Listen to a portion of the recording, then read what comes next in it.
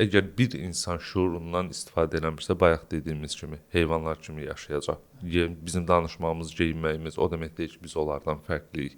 Sadəcə əgər şuurlu düşünə biliriksə, bayaq dediyimiz kimi fədakarlıq edə biliriksə qarşımızdakına, bu halda biz insan kimi yaşamağın nə demək olduğunu təcrübə eləmək şansımız olacaq. Bu şuurlu düşünə bilmirsə, şuur yoxdursa, dünya görüşü, məlumat bazı, bunlar yoxdursa heyvan kimi yaşayır fikir əslində insanlara xoş gəlmir, amma həqiqət odur. Fakt odur ki, o geyim, o paltar, əlindəki o telefon, hansı ki özü istehsal eləməyib, altındakı o maşın, hansı ki özü istehsal etməyib, mağazadakı paketləşmiş ərzaq, hansı ki özü burada iştirak etməyib. Yəni onun şəxsiyyətini, kimliyini dəyişdirmir. İçində o belə deyək, çürük qoz kimi də belə deyək.